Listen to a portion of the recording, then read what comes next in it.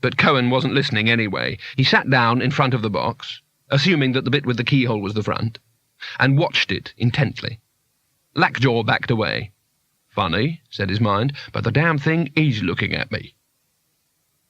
"All right," said Cohen. "I know you and me don't see eye to eye, but we're all trying to find someone we care for, okay?"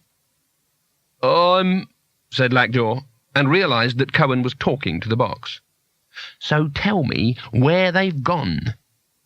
As Lackjaw looked on in horror, the luggage extended its little legs, braced itself, and ran full tilt at the nearest wall. Clay, bricks, and dusty mortar exploded around it. Cohen peered through the hole. There was a small, grubby storeroom on the other side of it. The luggage stood in the middle of the floor, radiating extreme bafflement.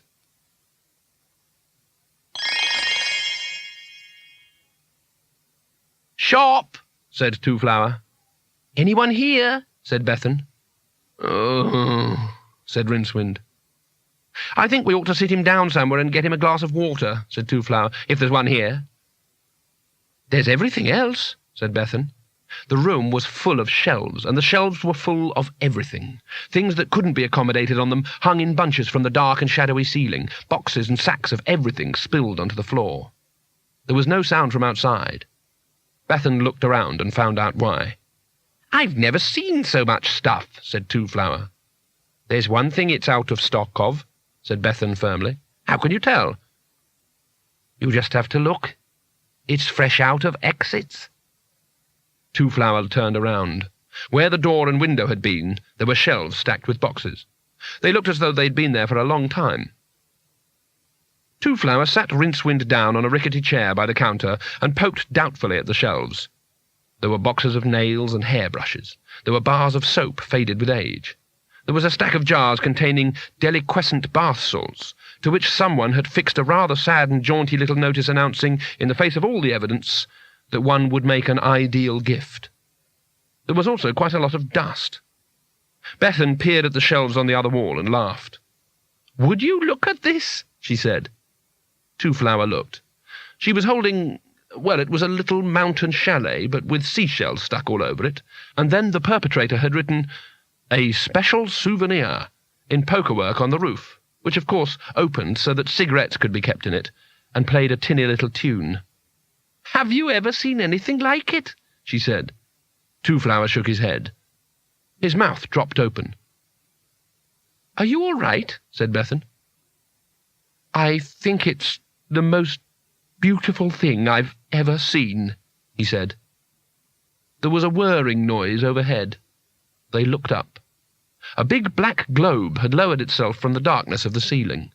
Little red lights flashed on and off on it, and as they stared it spun around and looked at them with a big glass eye. It was menacing, that eye. It seemed to suggest very emphatically that it was watching something distasteful.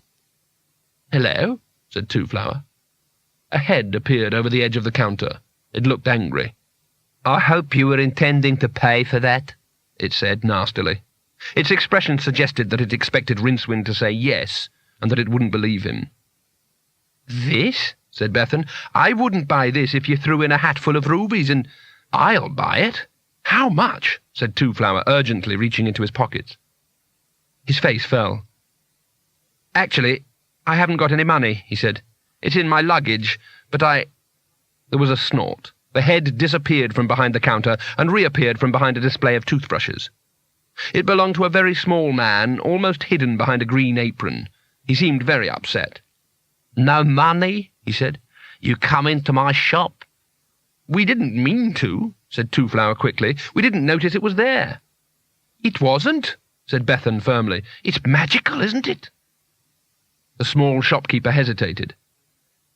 "Yes," he reluctantly agreed. "A bit." "A bit?" said Bethan. "A bit magical."